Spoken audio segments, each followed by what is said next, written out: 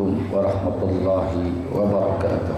Waalaikumsalam warahmatullahi wabarakatuh. Al-Fatihah ila hadratin Nabi Muhammadin al-Mustafa Rasulillah sallallahu alaihi wa alihi wasallam wa li jami'i arwahi walidina wa masyaikhina wa muallimina wa asatidina khususan li mu'allif hadzal kitab Syekh Muhammad Nawawi bin Umar Al-Jawi Al-Bantani wa khususan li muassisi hadzal masjid wal majlisi anna Allah yaghfir lahum wa yarhamhum wa yu'li darajatihim fil jannah wa yanfa'una bi asrarihim wa anwarihim wa 'ulumihim wa nafahatin fid din wad dunya wal akhirah ila hadratin nabi syai'un lana wa lahum al-Fatihah.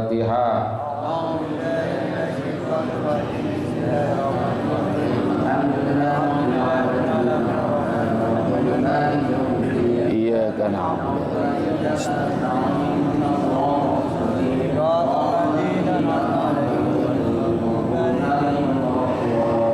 Ya Rabbi bil Mustafa balligh maqasidana waghfir lana ma madha ya wasi'al karami.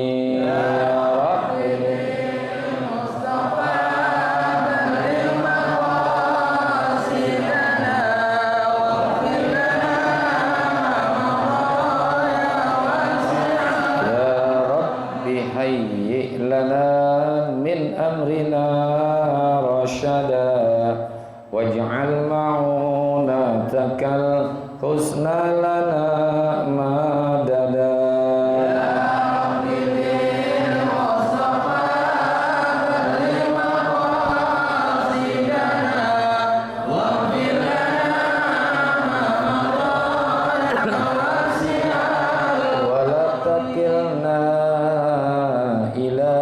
Tadbiri anfusina Fanafsu ta'jizu an islahi ma fasada.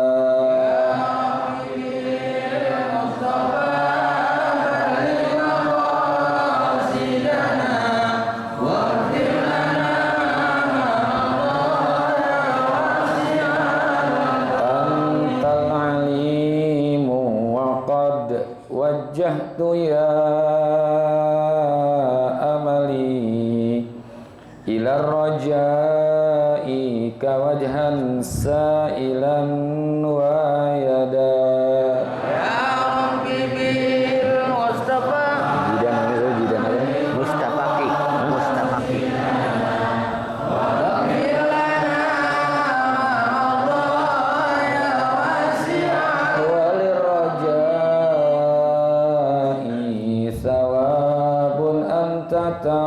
Ta'lamuhu faj'al thawabi dawa masitri li abada.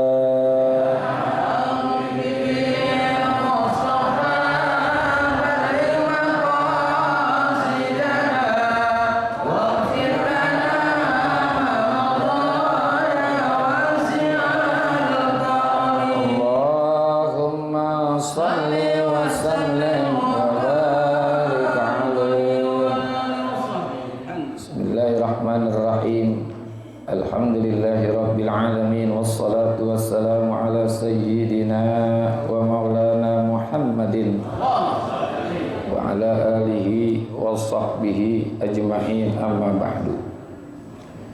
Ma'asyiral muslimin wal muslimat, bapak-bapak hadirin hadirat, ibu-ibu jamaah Majelis Taklim Ukhuwah Islamiyah yang semoga kita semua dimuliakan Allah Subhanahu wa taala. Wabil khusus guru kita Al-Mukarram wal Muhtaram Sahibul Fadilah Bapak Kiai Haji Dr. Andes Muhammad Ja'far, Habibillah Ustaz Abdul Hamid Mustafa Al-Hafidh, guru kita Ustaz Zidan Mustafaqih, dan seluruh para pengurus Majelis Masjid Jami' Baitur Rahman yang semoga semua dimuliakan Allah Subhanahu wa taala.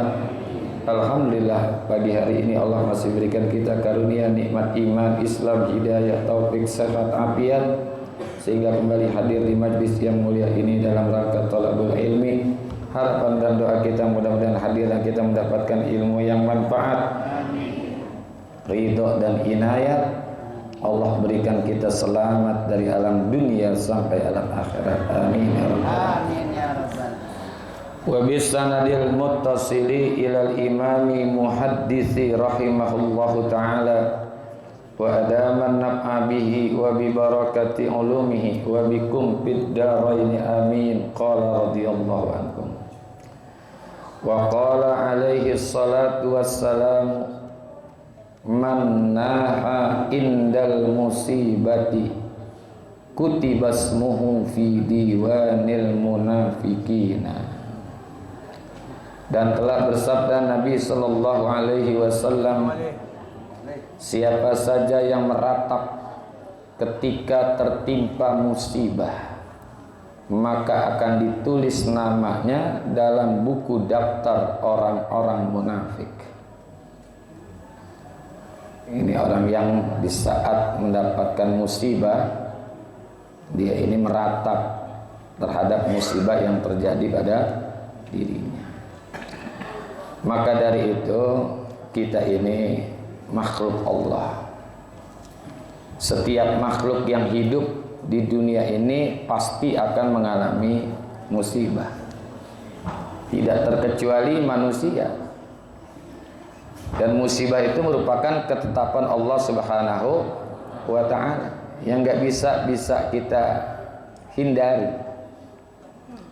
Kalau kita baca di dalam surah Al-Hadid ayat yang ke-22 sampai 23, Allah firmankan, ma asaba min musibatin fil ardi wala fi anfusikum illa fi kitabim min qabli an nabra'aha inna zalika 'alallahi yasira. Tidak ada satu musibah yang terjadi di muka bumi ini dan juga yang terjadi pada diri kalian illa fi kitabin, kecuali hal itu sudah ada kitabnya, sudah ada ketentuannya di Lauhil Mahfuz, sudah ada. Min qabli an nabra'aha, sebelum Allah itu menciptakan apapun di muka bumi ini. Itu kalau dalam bahasa tauhidnya namanya qada. Jadi sebelum adanya alam manusia ini udah ada ketentuan-ketentuannya. Inna zalika 'alallahi yasira, hal itu bagi Allah sangatlah mudah. Nah, untuk apa diberikan musibah? Nah, jawabannya ada dalam ayat berikutnya, likai la ta'sau ala ma fatakum, agar dijelaskan oleh Allah agar kalian itu tidak berputus asa terhadap apa-apa yang luput daripada diri kalian, wala tafrahu, dan jangan bergembira, euforia, bima atakum, terhadap apa-apa yang aku datangkan kepada kalian. Jadi tujuannya itu. Jadi yang namanya musibah bukan bentuknya yang tidak enak saja, termasuk yang enak itu juga bagian daripada musibah. Ini ketetapan Allah. Selama manusia itu hidup, maka selama itu pula pada makhluk itu pasti ada musibah. Selama kita hidup, ya, karena ad-dunya darul bala, dunia ini adalah tempatnya bala. Kalau nggak ada mau musibah ya mati. Ada moto dari pondok pesantren Gontor tuh, berani hidup tak takut mati. Kan berani hidup tak takut mati. Berani hidup tak takut mati. Takut mati jangan hidup. Takut hidup mati aja. Kita kan moto pondok pesantren Darussalam Gontor, kalau kita masuk ke pondoknya itu pasti ada tulisan itu. Berani hidup tak takut mati. Takut hidup, takut mati, jangan hidup. Gitu. Takut hidup, mati aja. Yaudah. Ya namanya kehidupan ini pasti ada musibah. Sekuat apapun seseorang lari dari musibah, nggak bakalan bisa. Mau lari kemana coba? Kalau musibah itu datang nggak bakalan bisa. Tapi Allah ini memberikan rahmat kepada umat Nabi Muhammad SAW. Musibah itu di dalam Al-Quran bisa jadi 3. Yang pertama, musibah itu statusnya itu sebagai hukuman Allah. Ya, pertama itu sebagai hukuman Allah. Buat siapa nih? Buat manusia yang melanggar ketetapan Allah, berbuat dosa, ya, berbuat dosa yang tidak melakukan kewajiban-kewajibannya selaku hamba Allah. Itu merupakan hukuman. Yang kedua, dalam Al-Quran sebagai penghapus dosa.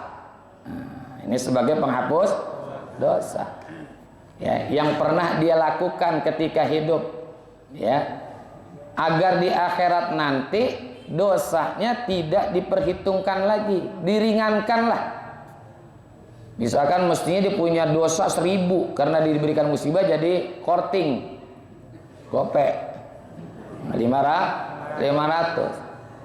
Karena hukumannya sudah ditunaikan di mana? Di dunia. Ya, hukumannya sudah ditunaikan di dunia. Tuh. Sebagai penebus dosa, kalau bahasa kitanya namanya sebagai penebus dosa. Kayak orang sakit gitu. Kalau dia orang baik, orang soleh, orang solihah, justru itu akan mengurangi dosa-dosanya, ya, mengurangi dosa-dosa. Sehingga kalau orang yang baik, para ulama, orang-orang soleh itu ketika sakit bukan minta didoakan supaya sembuh, nggak mau dia. Doakan saya supaya tambah sabar. Tuh, cakep nggak tuh?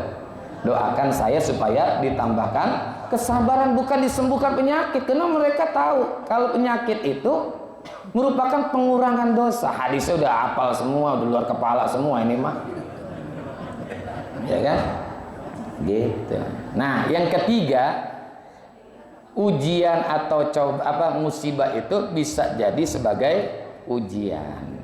Ujian untuk siapa? Kenaikan derajat di mata Allah dengan cara menguji kesabaran dan keimanannya. Namanya ujian kan bakal naik derajat.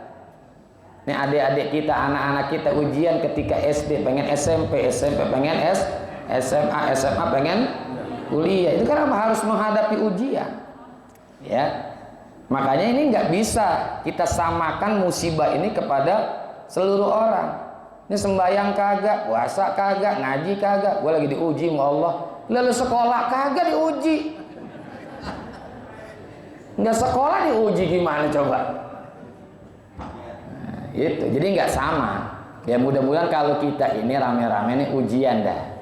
Ya minimal ini penghapus dosa. Jangan sampai musibah yang turun itu merupakan hukuman Allah. Jadi terjadi musibah di Indonesia lah, apa gunung meletus, banjir, segala macam. Itu masing-masing beda-beda, ya, beda-beda. Jadi kedudukannya beda-beda. Nah makanya di sini Nabi Shallallahu Alaihi Wasallam memperingatkan kepada kita umatnya supaya jangan meratap di saat mendapatkan musibah, ya, meratap. Karena kalau dia meratap itu apa? Termasuk orang-orang yang munafik, ya, dia orang munafik dia.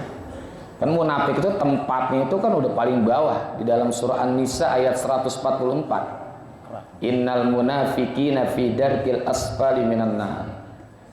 Sesungguhnya orang-orang munafik itu pada tempatnya itu adalah di neraka yang terbawah. Nerakanya namanya neraka hawiyah. Ya, nerakanya neraka hawiyah. Kan pintu neraka itu ada 7, ada sakor. Dan di antaranya paling bawah itu adalah neraka hawiyah. Itu sampainya lama banget itu, kalau orang diceburin tuh lamanya sampai lama. Karena neraka yang paling tinggi aja nih, yang paling enak nih, yang paling enak. Ya silakan kalau mau masuk silakan aja. Yang paling enak nih, ya, yang paling enak itu kalau ada diceburin tuh orang ke neraka yang paling tinggi itu 40 tahun baru sampai. Jadi bunyinya lama tuh. Gabrug. 40 tahun baru bunyi gabruk aja. Masya Allah, ya. Nah, makanya kita baca Allahumma ajirni minan nar, Allahumma ajirni minan nar sebanyak 7 biar bisa diselamatkan dari 7 neraka itu, ya kan? Jadi lebih bagus dipaksa masuk surga daripada dengan ikhlas masuk neraka. Enakan dipaksa masuk surga daripada ikhlas masuk neraka. Betul nggak? Ini nih na'udzubillah, fi diwanil munafikin, masuk dalam catatan daftar orang-orang munafik. Apa sih itu munafik? Munafik itu definisinya banyak. Salah satunya yang paling populer di kalangan para ulama adalah izharul iman wa kitmanul kufri. Menampakkan keimanan tapi dia menyembunyikan kekufuran. Itulah namanya munafik.